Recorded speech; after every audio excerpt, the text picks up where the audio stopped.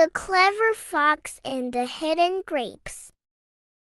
The golden sun was slowly dipping behind the tall trees of the forest, painting the sky in shades of pink and orange. A soft breeze rustled the leaves, and the air smelled of sweet flowers and ripe fruit.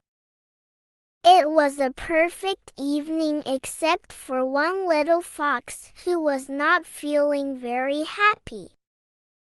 Rusty, the fox, had been searching for food all day. His little paws were tired.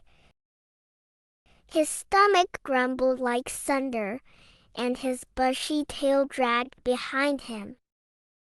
"I just need one little bite of something tasty," he muttered. "Anything at all." Just as he was about to give up and head back to his den, a delightful scent tickled his nose. It smelled sweet, juicy, and absolutely delicious. Rusty's ears perked up. His sharp eyes followed the scent, and then he saw them hanging from a strong vine wrapped around an old oak tree were the most beautiful grapes he had ever seen.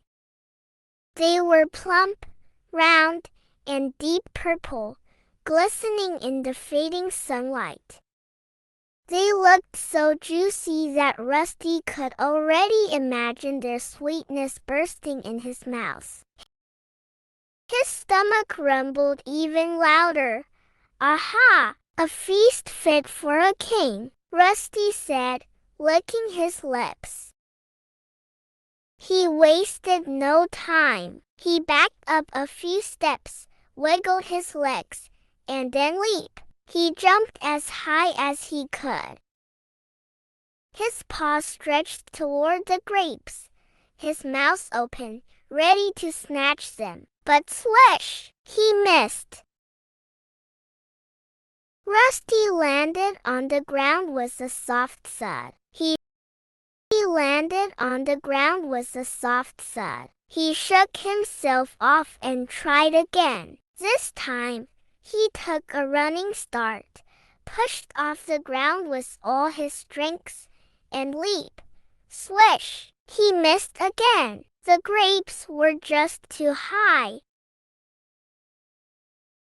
Rusty sat down, staring at them. "Hey, no problem. I just need a better plan," he said. He looked around and spotted a small rock. "This will do," he said, climbing on top of it. He wiggled his legs, took a deep breath, and jumped. Swish! He still couldn't reach them. Frustration bubbled inside him. All right. Third time's a charm." He spotted a fallen log nearby. He rolled it closer to the tree and carefully climbed on top of it. His legs wobbled, but he steadied himself. "This time, I'll get them for sure," Rusty said. He took a deep breath, bent his knees, and sprang up into the air, his highest jump yet. But swish! Still just out of reach. Rusty landed with a plop and lay on his back, staring up at the grapes. His heart pounded, and his tongue lolled out. He had tried everything.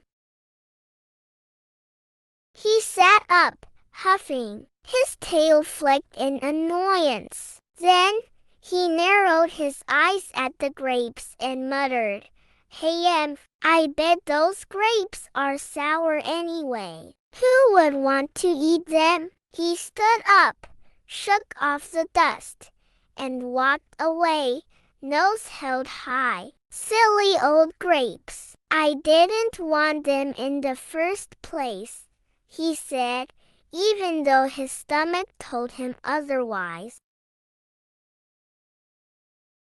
The cool breeze whispered through the trees as the grapes swayed gently on their vine, untouched, waiting for someone tall enough or patient enough to reach them. As Rusty trotted back to his cozy den, the stars twinkled above, and the forest settled into quietness. Maybe tomorrow he would find a different feast, one that wasn't so tricky to reach.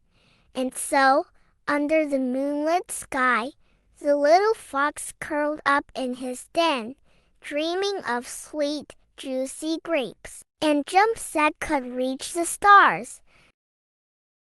It's easy to dismiss something as unimportant when we can't have it. But true strength comes from accepting challenges and trying again with patience and effort. Instead of making excuses, we should learn from our failures and find new ways to achieve our goals.